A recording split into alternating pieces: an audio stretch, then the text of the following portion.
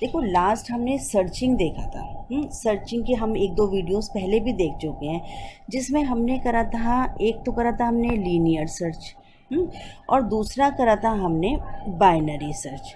तो मे भी आपको ध्यान होगा लीनियर सर्च और बाइनरी सर्च। तो लीनियर सर्च आपका किस में होता है, जैसे आप एरे में करते हो, एरे में करते हैं या लिंक लिस्ट में करते हैं, तो आपका लीनियर सर्च यूज़ होता है। तो लीनियर सर्च की एक डिसएडवांटेज होती है। देखो आपने जैसे ये एरे लिया, आपने इसका इंडेक्सिंग कर दी, इसका एड्रेस ये है इसका। अब कोई भी वैल्यू है इसके अंदर, कोई भी हम इसका वैल्यू लिख देती हूँ मैं, ये वैल्यू है। अब इसमें सपोज़ कुछ भी सर्च करना है, तो हम क्या कर सकते हैं कि इसमें आपको ऐसा नहीं होता कि हम डायरेक्ट उस पॉइंट तक पहुँच जाएं। आपको अगर 11 सर्च करना है तो आप पहले 2 पे जाते हो, फिर 6 पे, फिर 5 पे, फिर 6 पे, ऐसे करते करते आप 11 पे आते हो। तो ये तो था आपका ये बड़ा रेयर होता है कि आपको जो चीज़ सर्च करनी है वो फर्स्ट इंडेक्स पे मिल जाए। ये बहुत उसके कम चांसेस हैं। तो ये तो हमारा जो है, इसमें जो हम वर्स्ट केस, ये बेस्ट केस देखते हैं कि अगर हमारे को फर्स्ट में ही मिल गया। लेकिन इसकी जो कॉम्प्लेक्सिटी होती है एरे की, वो थोड़ा सा ज़्यादा होती है। क्यों होती है? क्योंकि हम ये मान के चलते हैं कि या तो जो वो वैल्यू है वो उस एरे में नहीं है, या उसकी लास्ट वैल्यू है, या फिर एवरेज केस हो सकता है कि कहीं बीच में मिल जाए। तो आपको हम मतलब इसकी जो टाइम कॉम्प्लेक्सिटी लिखते हैं वो ON लिखते हैं। हम ये मान के चलते हैं, हम ये नहीं बोलते उसे कि वो फर्स्ट ही वैल्यू उसको हमारे को मिल रही है, कि हमें 2 सर्च करना है जैसे, और 2 हमारे को फर्स्ट इंडेक्स पे मिल गया। तो हम ये मान के चलते हैं कि या तो वो लास्ट में होगा, या कई बार हो ऐसा भी हो सकता है कि उस एरे में है ही नहीं वो वैल्यू। ऐसे ही हम क्या करते हैं, लिंक लिस्ट भी जब हम देखते हैं तो लिंक लिस्ट भी सेम एरे की तरह ही होता है। तो उसकी भी टाइम कॉम्प्लेक्सिटी कितनी हो जाएगी, ON। कि आपने 1 बाय 1 हर पॉइंट को, पहले इसको चेक करा, फिर इसको चेक करा, फिर आगे जितने भी हैं तो उसको आप 1 बाय 1 चेक करते हो। तो ये तो आपका लीनियर सर्च था। तो लीनियर सर्च में क्या होता है कि टाइम हमारा बहुत ज़्यादा लगता है। फिर नेक्स्ट हमने देखा था बाइनरी सर्च। अब बाइनरी सर्च में हमने क्या मेथड देखा था, बाइनरी सर्च में हम क्या करते थे, मिड पॉइंट निकालते थे। मिड पॉइंट निकाला, अब हमें कोई भी वैल्यू सर्च करनी है, या तो वो लेफ्ट में होगी या वो राइट में होगी। तो कम से कम हमारा ये रहता था कि हमारी आधी वैल्यूज़ तो ऑलरेडी पहले ही ख़त्म हो जाती थी, और फिर जो आधी बचती थी उसमें भी अगेन हम मिड पॉइंट निकाल करके और फिर उसको सर्च करते थे। तो यानी इसकी टाइम कॉम्प्लेक्सिटी जो है लीनियर सर्च से तो बेटर ही है। तो इसमें क्या थी इसकी time complexity, big log n base 2। तो ये इसकी टाइम कॉम्प्लेक्सिटी थी। तो बट इसमें भी क्या था, थोड़ा सा हमारे को कंपेयर तो करना ही पड़ रहा था। अगर सपोज़ हमारे पास में 8 वैल्यूज़ हैं तो कम से कम 4 हमारे को कंपैरिजन करने पड़ते हैं, 3 कंपैरिजन करने पड़ते हैं। ऐसा नहीं होता कि हम एक ही बार में उस जगह तक पहुंच जाएं जो वैल्यू, जहाँ पे जो हमें एलिमेंट सर्च करना है। और या फिर हम इसमें क्या करते थे कि अगर सपोज़ हमारे पास क्या था, बताया था ये बाइनरी सर्च वाले वीडियो में, कि अगर 1000 वैल्यूज़ हैं हमारी तो कम से कम उसमें 10 कंपैरिजन हमें करने पड़ेंगे। तो ये था आपका बाइनरी सर्च का। और लीनियर सर्च तो हमारा इसमें मतलब बहुत ज़्यादा वो टाइम कंज्यूमिंग मेथड है, क्योंकि उसमें हम 1 बाय 1 करते हैं। अब नेक्स्ट हमारा आता है सर्चिंग का मेथड ही है हैशिंग। अब देखो इसमें हैशिंग का जब हम स्टार्ट करते हैं, हैशिंग में हम सबसे पहले देखते हैं, एक तो हम हैश टेबल। इसमें क्या होता है, हैश टेबल होता है। इसमें हैशिंग का जो होता है ना, हम हैश जो यूज़ करते हैं, इसमें हैश टेबल के थ्रू जो होते हैं, इसकी हेल्प से हम सर्चिंग करते हैं। इसका सबसे बड़ा एडवांटेज क्या है कि इसमें जो इसकी टाइम कॉम्प्लेक्सिटी है, टाइम कॉम्प्लेक्सिटी इसकी जो है वो है O1। O1 का मतलब क्या है कि आप डायरेक्ट उसी पॉइंट पे पहुंचोगे जिससे आपको सर्च करना है, विदाउट एनी कंपैरिजन।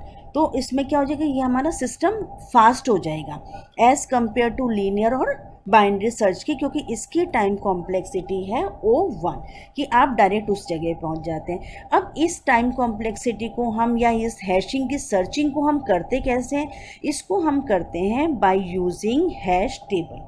अब देखो हैश टेबल हम कैसे करते हैं, देखो आप इसके लिए सबसे पहले एक स्ट्रक्चर बनाते हैं। अगर आपने जैसे कोई कंपनी है, कंपनी के किसी एम्प्लॉय का डेटा रखना है, अब उस डेटा में आपको एम्प्लॉय के हमें डेटा में सर्च करना है, तो आपने ये बनाया है एक एम्प्लॉय का। अब इसमें एम्प्लॉय का क्या आ जाएगा, उसका एक इंट ले लेते हैं कि उसकी एक आईडी है। फिर एक हमने ले लिया कैर ले लिया, उसका नेम लिया, नेम, ठीक है। और एक ले लेते हैं उसका, हम एक अगेन कैर ले लेते हैं डिपार्टमेंट, राइट। अब ये है हमारा, हमने इसके लिए एक हम स्ट्रक्चर बना लिया। देखो ये तो था हमारा एम्प्लॉय का, ये है हमारा एम्प्लॉय का स्ट्रक्चर, एम्प्लॉय का स्ट्रक्चर बना है। अब जब हम इसे हैश टेबल में हम इसे यूज़ करेंगे तो हम क्या करते हैं, उस टेबल का जो नाम रखते हैं ना, वो सिर्फ एम्प्लॉय के नेम पर आएगा। मतलब जैसे अब इसमें हमने एम्प्लॉय लिया, इसमें 3 वैल्यू है, अब जो हम रखेंगे वो सिर्फ आएगा एम्प्लॉय। अब उस एम्प्लॉय में तीनों के तीनों वैल्यूज़ हमारी उस टेबल में, जैसे हम जो रो बनाते हैं, सपोज़ हम उसको भी ऐसे बनाते हैं, देखो ये रो के फॉर्म में, टेबल की फॉर्म में बनाते हैं। अगर हमारी किसी कंपनी में हम मान के चलते हैं कि अभी जैसे 10 एम्प्लॉय हैं, अब इस 10 एम्प्लॉय में ये तीनों आईडी है, उसका नेम है और उसका डिपार्टमेंट है। तो ये जो है हमारा 0, फिर ये 1, फिर 2, फिर 3, 4, 5, अगर ये अभी स्पेस कम है तो मैं 5 ले लेती हूँ। 5 का डेटा हमें बनाना है, ठीक है। अब एम्प्लॉय में क्या आ जाता है, उसका हमने यहाँ पर रखेंगे आईडी भी, उसका नेम और उसका डिपार्टमेंट। यानी ये जो 0 है ना, ये पूरा का पूरा क्या है, ये एम्प्लॉय है ना, उसकी सारी की सारी इंफॉर्मेशन इस रो में आ जाएगी। फिर दूसरे वाले एम्प्लॉय की इसमें आ जाएगी, तीसरे की इसमें आ जाएगी। इस तरह से हमने ये टेबल बना ली। अब इसको इस तरह से, ये इसकी तीनों के तीनों जो हमने यहाँ पर स्ट्रक्चर बनाया था, ये एक ही उसमें आ जाता है।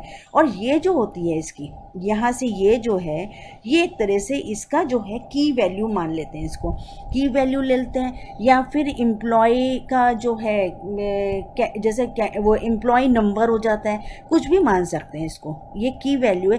की वैल्यू का मतलब क्या है कि अगर आपको सेकंड नंबर के एम्प्लॉय की इंफॉर्मेशन देखनी है तो आप कहाँ पर जाओगे, डायरेक्ट हम 2 पे पहुँच जाएंगे।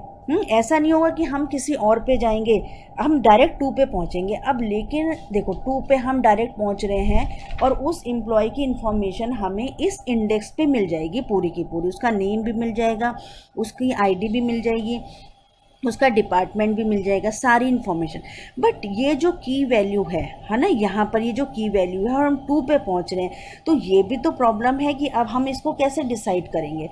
अब इसके लिए क्या होता है कि जैसे आपने क्या करा कि हमारा जो एम्प्लॉय है, एम्प्लॉय का कुछ नंबर हम देते हैं कि सपोज़ हमने उसकी जो कैंडिडेट नंबर है, हमारा कैंडिडेट नंबर है, हमने कैंडिडेट नंबर को लिखा 2, 3, 4, कैंडिडेट नंबर 2, 3, 4 है। एक का है ये नंबर है, फिर एक का ये नंबर है, ये सॉरी अभी हम दूसरी वैल्यू रख लेते हैं, ये है। इसी तरह से मतलब कुछ ये कैंडिडेट नंबर्स हैं। अब देखो इसमें ये नंबर्स हैं, ये इसकी 3 डिजिट का नंबर है, यानी 3 डिजिट का नंबर है तो हमारी कितनी वैल्यूज़ हो सकती हैं 3 डिजिट की, तो ना, तो 3 डिजिट में 999 तक वैल्यूज़ जाएगी।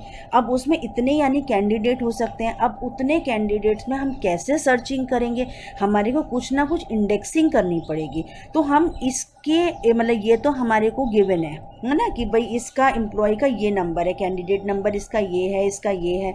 अब इसकी इंफॉर्मेशन हमें निकालनी है तो हमें इंडेक्स बनाना पड़ेगा। अब वो कैसे करते हैं, तो इसके लिए हम कोई फॉर्मूला बना लेते हैं कि या तो हम जैसे इसका मॉड्यूलर कोई भी किसी से भी हमने जैसे 2, 3, 4 का जो की वैल्यू है हम निकालनी है, तो इसका हम मॉड्यूलर 10 करते हैं। अगर मॉड्यूलर 10 करते हैं तो इसका क्या आएगा, 4 आ जाएगा। ऐसे ही इसको अगर हम मॉड्यूलर 10 करेंगे तो इसकी क्या आ जाएगी, 6 आ जाएगी। इसको करेंगे तो इसका क्या आ जाएगा, 3 आ जाएगा। यानी ये सारी के सारी कितने भी नंबर हों पर सबकी वैल्यू कहाँ से आएगी, 0 से 9 के बीच में आएगी, जो मॉड्यूलर हम करके निकालें। वो फॉर्मूला आप कुछ भी कर सकते हो, ऐसा कोई कंपलसरी रूल नहीं है कि हमें 10 से ही करना है। आप उसको कोई और मेथड से उसको सिंगल डिजिट में कैसे भी आप कुछ भी फाइंड आउट कर लो कि ताकि हमें उसका कोई इंडेक्सिंग बन जाए, हमारा इंडेक्स नंबर हमारे को मिल जाए, ताकि हम अब जैसे हमारी ये वैल्यू है तो ये कहाँ पर जाएगी, ये जाएगी यहाँ पर, ठीक है, 4 पे। उसके बाद में अब 6 है, 6 कहाँ पर जाएगा जब आगे, क्योंकि हमने 10 तक है ना, यहाँ पर होगा, तो 6 कहाँ पर स्टोर होगा, यहाँ स्टोर होगा। 3 कहाँ स्टोर होगा, यहाँ स्टोर होगा। तो इस तरह से हमने एक एक रो में एक एक वैल्यू इसकी स्टोर हो जाएगी। अब इस और 7, तो ये कहाँ जाएगा, 7 वाली रो में चला जाए। तो यानी हमारा क्या है कि अगर जो भी नंबर है, एम्प्लॉय आईडी हमने लिया हुआ है, तो उससे हमने क्या करा, उसका मॉड निकाल करके, कोई भी फॉर्मूला निकाल के उसकी इंडेक्सिंग, यानी सिंगल डिजिट में जो लास्ट वाली वैल्यू है वो 0 to 9 के बीच में ले करके और फिर उससे इंडेक्स कर लेते हैं, इंडेक्सिंग कर लेते हैं, और उस इंडेक्स नंबर पे उस एम्प्लॉय की सारी इंफॉर्मेशन हम देख लेते हैं। अब देखो, एक जो मैंने अभी कोलिजन वाली बात बोली, कोलिजन क्या होता है कि आपने सपोज ये एक नंबर लिया 156, अब एक नंबर हम ले लेते हैं 476। अब देखो इसका भी मॉडुलर निकालोगे तो क्या आएगा, 6 ही आएगा। यानी 6 पे तो ऑलरेडी आपकी एक इन्फॉर्मेशन रखी है, अब दूसरी इन्फॉर्मेशन भी आप 6 पे रखते हो, यानी कोलिजन हो जाता है। तो अब ये जो प्रॉब्लम है ना कोलिजन वाली, ये हमें कम से कम करनी है। ऐसे हमें फॉर्मूला बनाना है ताकि हमारा कोलिजन कम से कम हो। तो वो जो भी होगा वो हम अभी नेक्स्ट वीडियो में देखेंगे। बट इसमें जो है ये जो है, एक तो हमारा ईजी होना चाहिए और दूसरा कोलिजन कम होना चाहिए, ताकि हम इजीली जो वैल्यू हम सर्च कर रहे हैं वो उस टेबल पे हम सर्च कर सकें। तो ये था आपका हैशिंग का ये इंट्रोडक्शन था एक तरह से, कि हमने हैश टेबल बनाई, फिर ये आपका हैश फंक्शन हो जाता है। ये क्या जो की वैल्यू निकाल रहे हैं ना, ये आपका हो जाता है हैश फंक्शन। और फिर आगे इसकी मैपिंग कैसे करेंगे वो हमारी हैशिंग में आएगा, जो कि हम नेक्स्ट वीडियो में देखेंगे। Thank you.